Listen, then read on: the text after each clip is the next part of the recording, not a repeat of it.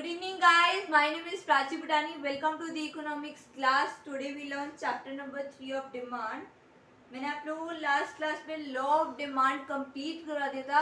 अब हम लोग करेंगे change in quantity demand. Change in quantity demand. What do you mean by change in quantity demand? क्या quantity demand के अंदर कैसे कैसे चेंजेस आते हैं? ओके, सो पढ़ते हैं, उसके बाद हम लोग को क्लियर हो जाएगा. When a quantity demand of a commodity changes due to a change in its price, keeping other factors are constant. जब when a quantity demand of a commodity कुछ changes आते हैं due to the changes in price, quantity demand के अंदर changes आएंगे, साथ साथ prices में भी changes आएंगे, but जो हमारे factors हैं वो क्या रहेंगे?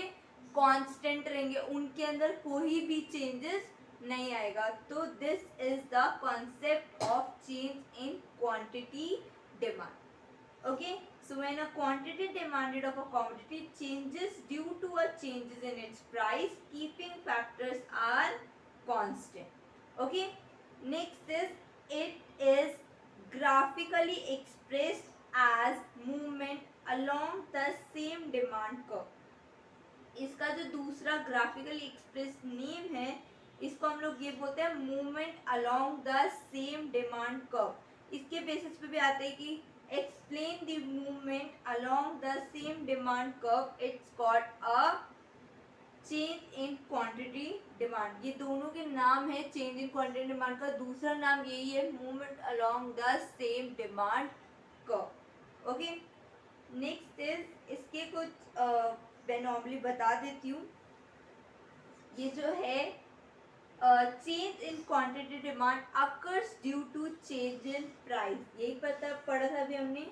Let's to movement along the demand curve, right. Either इसके दो पार्ट्स हैं, upward and the downward. Okay, when prices rises to quantity demand falls, right. Inverse relationship हो गया. जब अपवर्ड मूवमेंट तब बनेगा जब प्राइस क्या हो रहे होंगे? राइजेस हो रहे होंगे और क्वांटिटी डिमांड कम हो रही हो. ठीक है, it's called a contraction in demand. Upward movement को हम लोग कॉन्ट्रैक्शन इन डिमांड भी बोलते हैं. तो what do you mean by upward movement? जब हमारे प्राइसेस इंक्रीज हो रहे होंगे और क्वांटिटी डिमांड क्या हो रही होगी? Decrease. It's called a contraction in demand.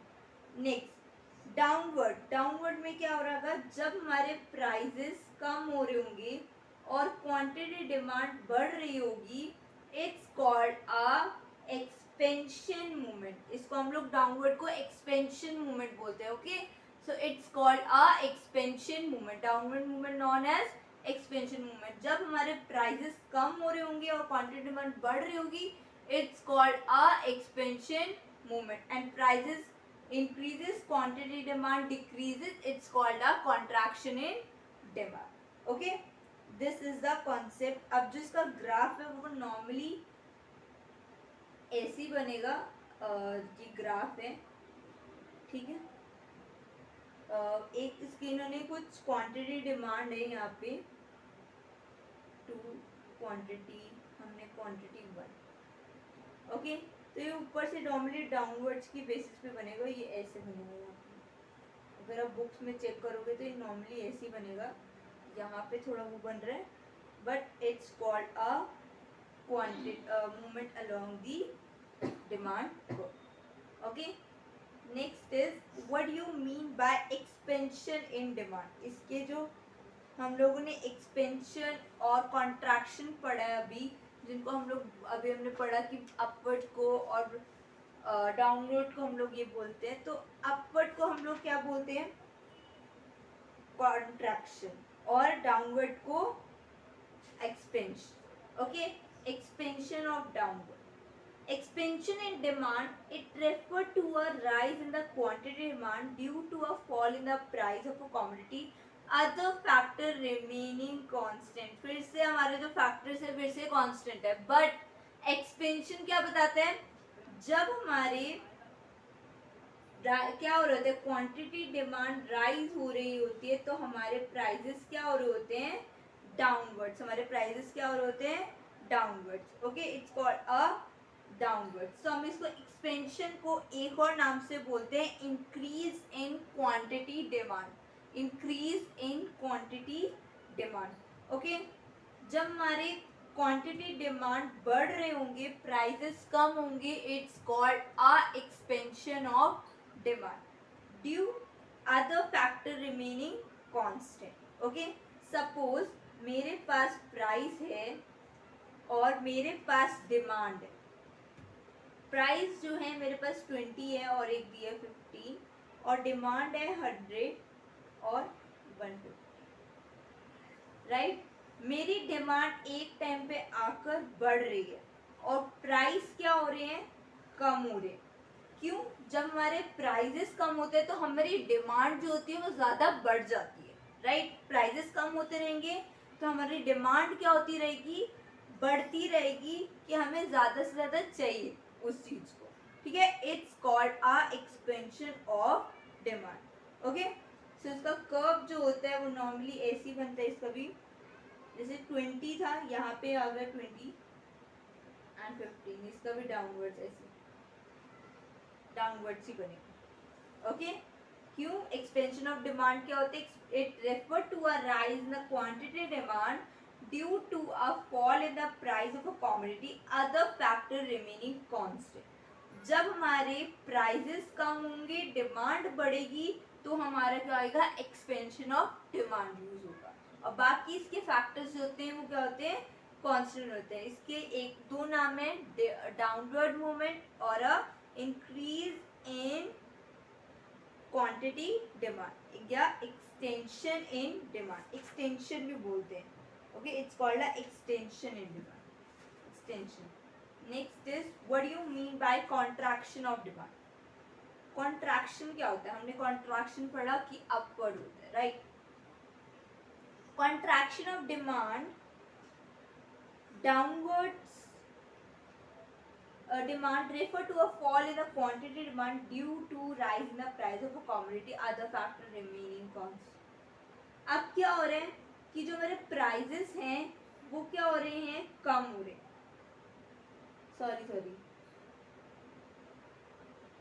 Sorry, अब हमारे प्राइजेस क्या हो रहे हैं, बढ़ रहे हैं और डिमांड क्या हो रही है, कम हो रही है। मतलब जब हमारे प्राइजेस ज़्यादा से ज़्यादा बढ़ जाएंगे और डिमांड अगर हमारी कम हो जाएगी तो हमें क्या होएगा, नुकसान होएगा।